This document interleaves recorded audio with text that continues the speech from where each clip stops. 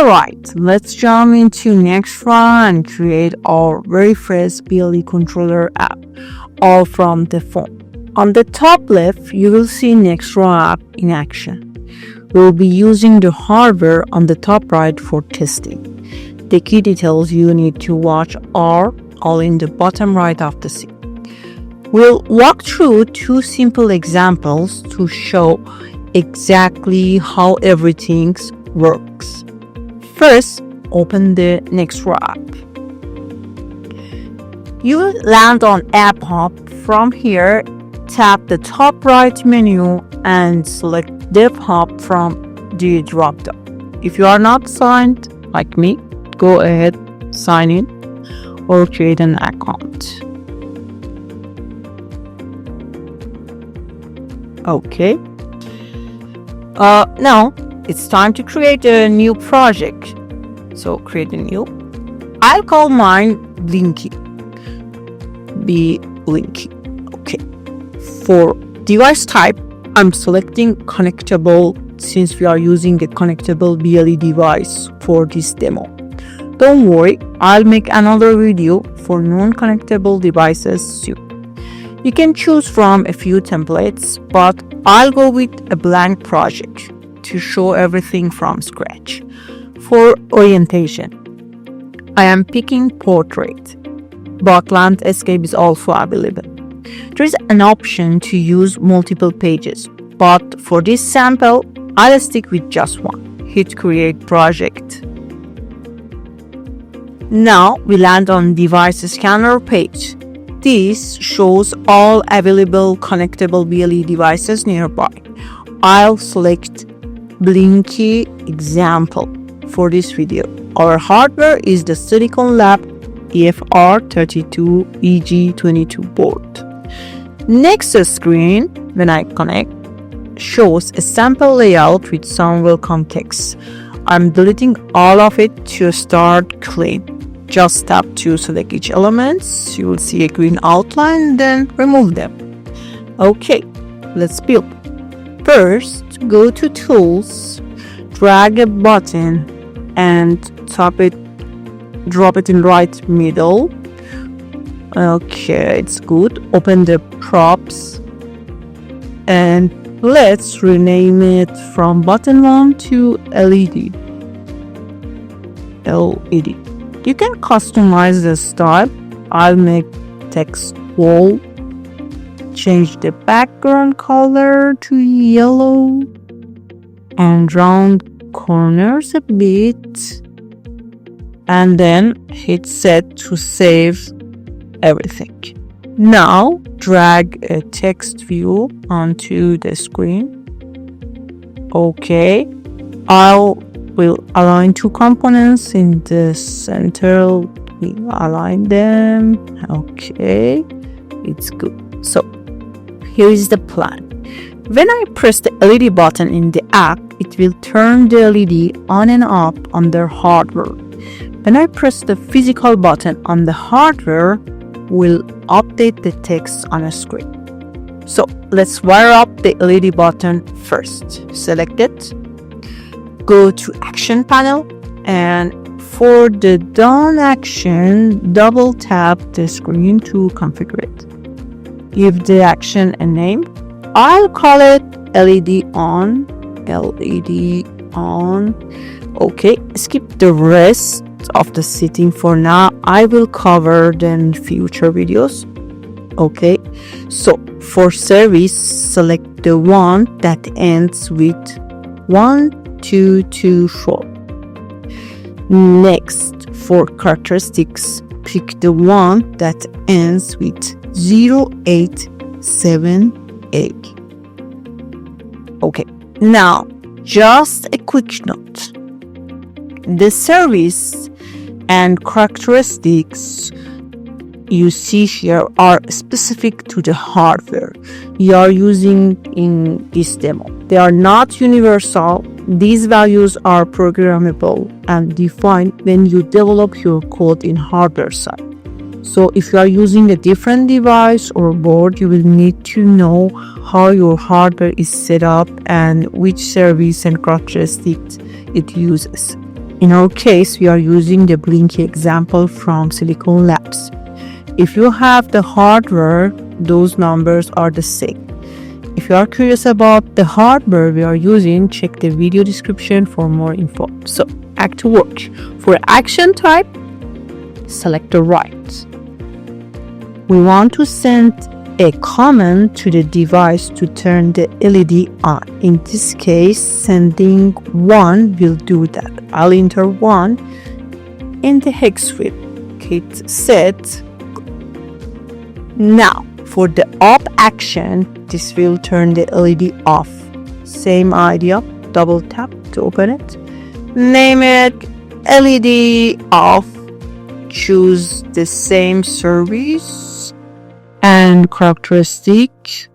Okay, same service, same characteristic, and same right action. And this time, send 0 in the hex field. Okay, we need to hit set again.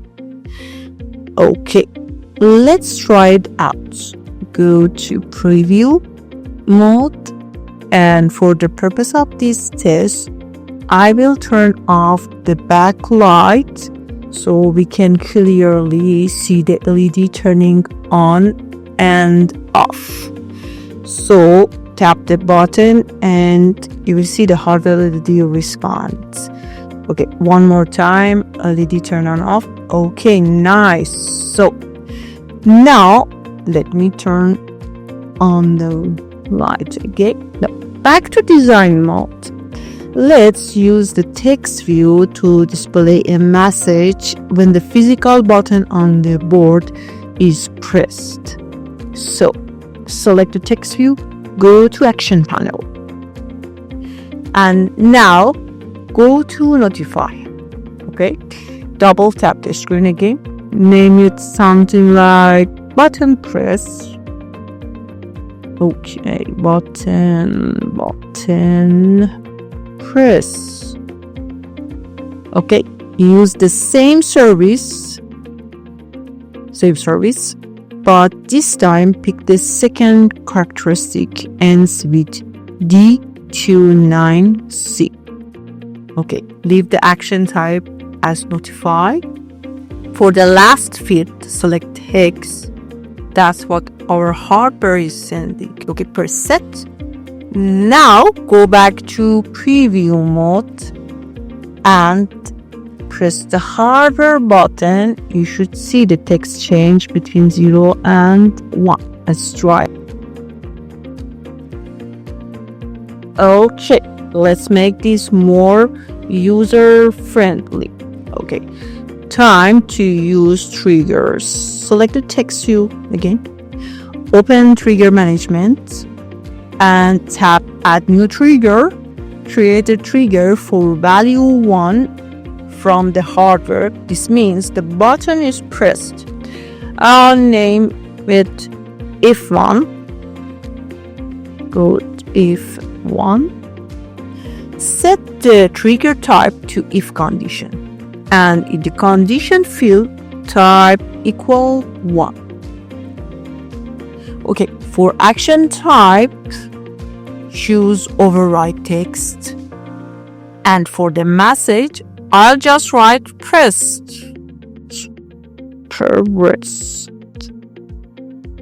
And save it. Save trigger. Okay. Now create a trigger for button release. It's respond when the hardware sends a value of 0. Name it if 0. Okay, same setup, but if condition, but this time condition is equal 0.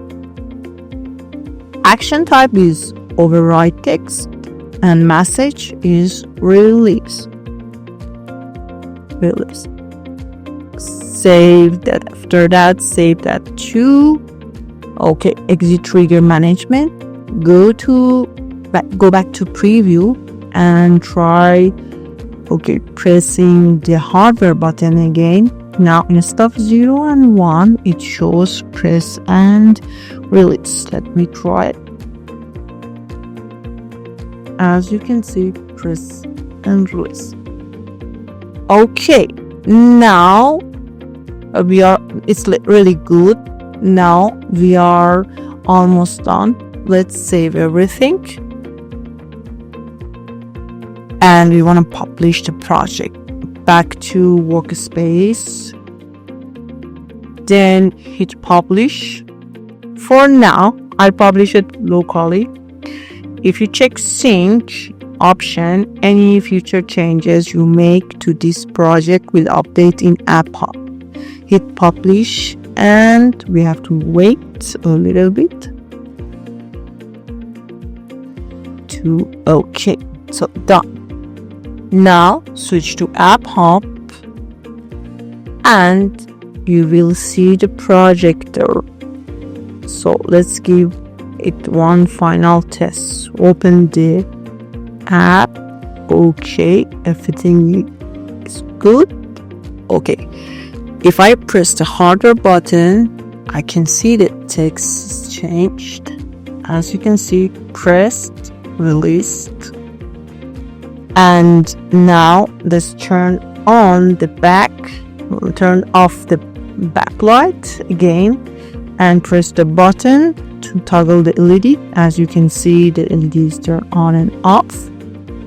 Okay, so that's it. So that was our first project in NexEra, just your phone, and you got a working BLE controller app. I hope you enjoyed it, and I will see you in the next one.